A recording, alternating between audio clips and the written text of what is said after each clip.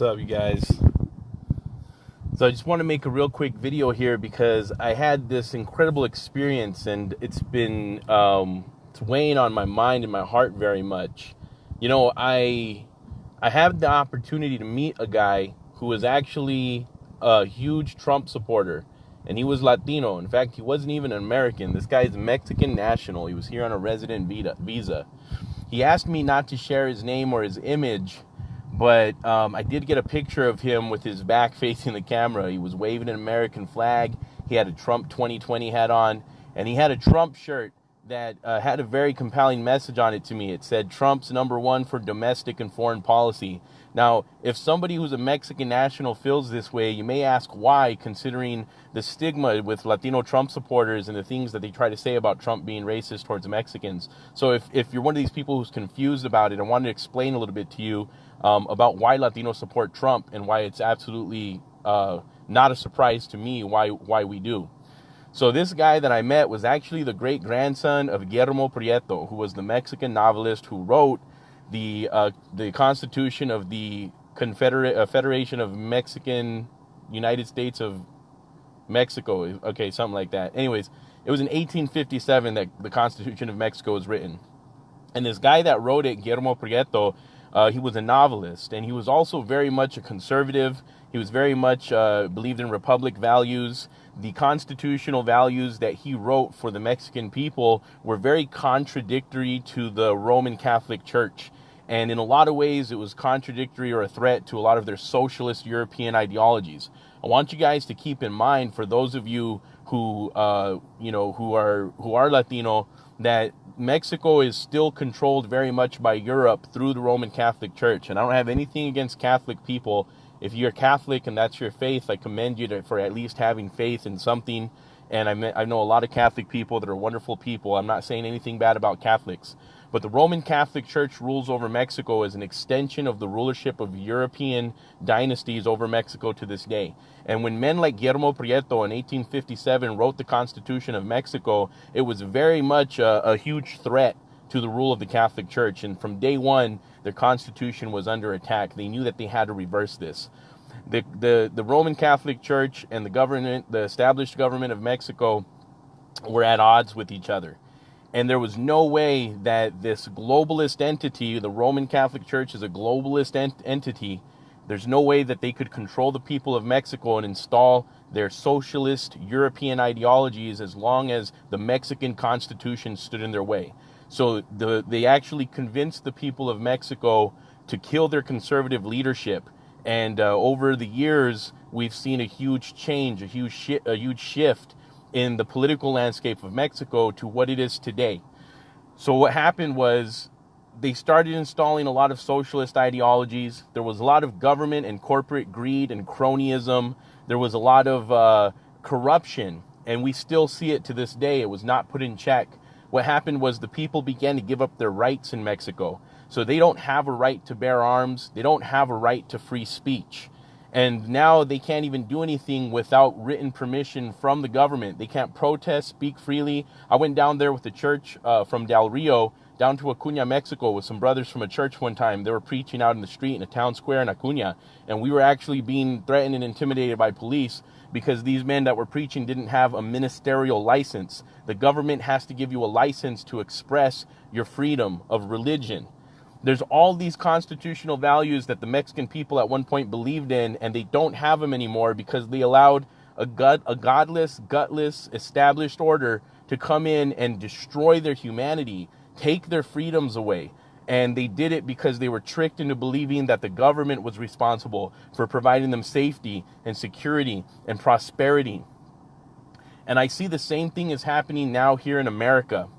The reason, and this story of Mexico is not uncommon in the world, unfortunately. This is the exact same thing that happened to many countries with European influence, in Cuba, in Venezuela, even in China and the Soviet Union. This is all stems from the same socialist ideologies that were installed in Nazi Germany, where the government is going to take care of you and you have to give up your essential freedoms and your essential liberties in order to get safety, security, free health care, and all these things from the government. So these are socialist European ideologies. They have nothing to do with Latino culture. The reason I bring this up is because our Latino ancestors came here from these socialist nightmares, and they're still coming here to escape these socialist nightmares. You can twist your words any way you want, but the boats from Cuba only come one direction. The traffic flow from Mexico is only one direction. In Central America and South America is only coming one direction. Everybody is fleeing to the United States. Why? Because we're the last country on earth to have our constitutional values still somewhat intact. And our American values and our constitutional values, as I've stated before, are just human values. These are the same humanist values that our forefathers in other countries, our nations of origin, whether you're European, whether you're Latino, it doesn't matter. The reason everyone fled to America in the first place is to get away from these socialist ideologies, these anti-humanist ideologies that gave way to the reign of tyrannical dictatorships, where they killed hundreds of millions of people in the last century in order to try to get their forced equanimity to work. And we're over here accepting the same ideologies now that destroyed our culture in our parents' nations of origin. We can't let this happen in America. America is the last country on earth that people can flee to experience the human values of freedom and liberty that they once had in their nations of origin, but that were taken from them by an established order. And the problem that I'm seeing right now is that they have you guys so upset, and this is bigger than one man, but they're using Donald Trump. They got you guys so upset about Trump that you're ready to vote against the values of your people. It's not Latinos that are supporting Trump that are sacrificing their Latino heritage. It's the people that are voting for socialist, for the same ideologies that ruined their nations of origin.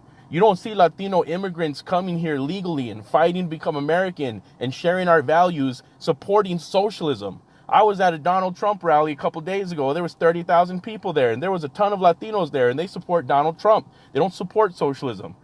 Guys, you have to understand, it's time for Latinos to start speaking up, because our ancestors fought for generations to establish a cultural identity for us in this country.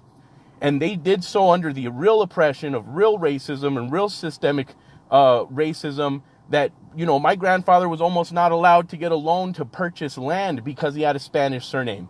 That was just 2 generations ago. So it took 3 generations for us to get our equality, to be equal with other cultures in this very inclusive and diverse nation. And now we're going to sacrifice all of that. Why? Because you don't like Donald Trump? You don't even know why you don't like Donald Trump. The problem is that all of our ancestors fought to establish this cultural identity here for us. And our Latino heritage as Americans does not include participating in a voluntary Nazi eugenicist program where we kill our own children. Our Latino heritage does not include sacrificing our freedom of expression to be who we want to be, our free speech. Our Latino culture in America, our cultural identity does not include disarming our people and restricting the way that we're able to worship our Creator. This was not part of our Latino heritage. So I'm telling you right now, the only people that are going to make a difference to preserve our culture in America are the ones that are fighting for the American values that are actually human values, the same values that were taken from our ancestors in our motherlands. And that goes for people that are European. That goes for people that are from Spain, from Mexico, from Cuba, from El Salvador. It doesn't matter where you're from. These countries were ruined because of socialist European ideologies. And we have to make a stand. We cannot let the same thing happen here in America. For the sake of our ancestors, for what they did and for what they went through, and for what our brothers and sisters who immigrate here legally that are still going through this process to come here and be part of this shared American dream, where we're united. Doesn't matter what color you are. If I look at Donald Trump and say he's rich and he's white, so he can't be like me, then I'm the racist and I'm the classist. Because every one of you watching this right now does not have the exact amount of money in the bank account. We all have different amounts of money in the bank account, different shades of skin. Some of us are a little lighter shade of brown, you know what I'm saying? And some of us are from different cultures, but it doesn't matter because we're all here as Americans, and the only thing that unites us is a common value. And these common American values come with the responsibility that our ancestors took upon them coming here and fighting to be able to give us what they didn't have. All right? Our responsibility is now to preserve the republic for future generations. The word republic itself comes from Latin. Res meaning thing, and publico meaning the people. The republic is the thing of the people. It's what the forefathers meant when they wrote, we the people. This is bigger than Trump. This is bigger than one man. This is bigger than a political party. This is a movement and an awakening that now falls in the hands of us to continue the legacy, to preserve the republic for future generations so that they don't suffer at the same tyrannical ideologies that our ancestors fled from. So I'm telling you right now, it took 3 generations for us to establish a cultural identity in this country. It will only take 1 generation for them to take it away from us. And I went down to the school, my school, I haven't been there in 20 years, my high school. And after 20 years, I went down there and I looked at the school and pretty much everything was the same, except for the signs and posters hanging all around the place that were promoting transgenderism, promoting homosexuality, promoting the Communist Manifesto, promoting socialism, restriction of free speech, and of course, this anti-Trump rhetoric. You know, we have policies in our school board here that is supposed to prevent teachers from preaching anything political without doing it from an objective viewpoint. And telling the kids the free and equal society means accepting communism or that Donald Trump is racist is not an objective viewpoint. They should be able to give the kids the information they need in order to make a decision for themselves, but they're not going to. And if you rely on the school system or the establishment to do that, you're at the very least, you're naive. At the very least, you're naive. At the most, you're the biggest fool on the planet. And it's time for you guys to stop letting the government indoctrinate our children. They're going to steal their spirit and they're going to destroy our cultural heritage. They're doing it right in front of us and you're allowing it to happen. Guys, Latinos fought hard in this country to be viewed as equal to other cultures. Latinos are strong and proud people. We are not a subgroup. We are not second-class citizens. Latinos are Americans. And our heritage is freedom. And that is what we must pass down to the next generation. So I'm calling on everybody right now to don't throw away everything that our ancestors worked so hard for. Whether you like Trump or not doesn't matter. I'm not telling you to vote for Trump, but this is why I'm voting for Trump, because the alternative is that they get you just to vote for any Democrat in office just because he's not Trump. And that is the dumbest thing you can do. Don't ever let anyone tell you that they're protecting you against racism and they're telling you to vote on the color of your skin. I don't know how dumb I would have to be to fall for that. I don't mean that to be offensive or disrespectful for anyone. I'm dead serious, guys. I don't understand how you guys can believe this. I know my people are better than that. And I'm hoping that all of you guys will take a step back and reevaluate your personal values. Reevaluate what it was we were taught by our nanas and tatas, our abuelitos, our ancestors, and the things that they gave to us. Because, you know, I can claim any culture. I'm of multiracial. I'm multiracial. All right. So I'm just as much Mexicano as I am Polish, as I am French, as I am Portuguese. I have ancestors from the Azure Islands, from Basque. I know all about my heritage.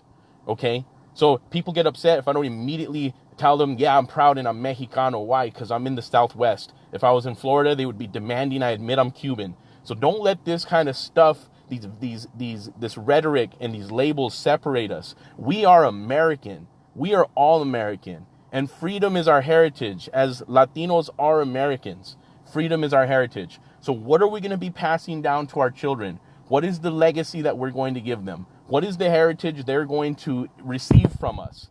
Because has nothing to do with killing the unborn and downplaying the role of men and fathers in society or traditional family values. Has nothing to do with accepting transgenderism or homosexuality. There's nothing wrong with loving whoever you want, but there is something wrong when the establishment feels that you guys are not suitable as parents to teach your children about what's going on in the world, so they have to be installing these LGBTQ curriculums in the public schools to teach your 4th graders about anal sex. I'm dead serious. This is happening, and if you guys don't understand how crazy this is, I don't know what else to say. I don't know what else I could say to get through to you. But it's time to make a stand. For those of you, even if you don't like Trump, it doesn't matter. It has nothing to do with him. This movement to make America great again, because Latinos are Americans. African Americans, Asian Americans, doesn't matter who you are. We're all Americans, and it's going to be up to us to make America great again. It was never up to Trump. It was never his. It's always been a movement of we the people. That's what got him elected. And that's what's going to get him reelected in 2020 when everybody goes out to vote and they're tired of the establishment pushing these radical leftist ideologies on us. Democrats will vote for him. Independents will vote for him. Latinos, black, white, everyone that's voting for Trump is voting for him not because they like his rhetoric, but because his policies work and because he's the only other option aside from voting for these cannibal, baby-killing, gun-grabbing leftists. And if you guys know anything about Latino culture, you guys know that we are hardworking people. We're very proud people, and we do not advocate for killing our children. And they're going to take that culture away from us and create an entire generation of self-entitled, government freeloading, sexually perverted baby killers, and we can't let that happen. We cannot let them do that to our people. So I'm asking everybody right now to reevaluate your personal values and think about really what's going on. Because Trump is not a racist. I don't care what anyone says. Trump is not a racist. I have seen more racism and hate coming towards me from people on the left and white liberals trying to tell me who I am and tell me to vote based on my skin color or try to appeal for me because I have a black daughter. You can't appeal to me by that. Tell me some policies that are going to work. Why are none of these Democrats up here talking about the things that they think are not working that Trump did that they're going to change? They can't. They can't talk about that. They have to talk about all this other stuff trying to appeal to us because what? I'm going to have an emotional reaction to being brown. I could give a shit less what color my skin is. I'm voting based on my values this November, and I'm voting for Donald Trump in 2020. And I pray to God that I get an opportunity to vote for Donald Trump Jr. in 2024. Because you know what? We don't need any more polished, turd, career politicians coming in office, promising one thing and then going the complete other way. Trump isn't perfect, and I don't expect him to be perfect. I'm not voting for Jesus Christ in office. There's going to be a man in office, and there's always going to be imperfection, and there's always going to be something that someone can nitpick at. The devil's in the details, and if you look for them, you will find them. But I swear to God, I am not going to be voting for socialist European ideologies that destroyed my ancestors' homeland. God bless all of you guys.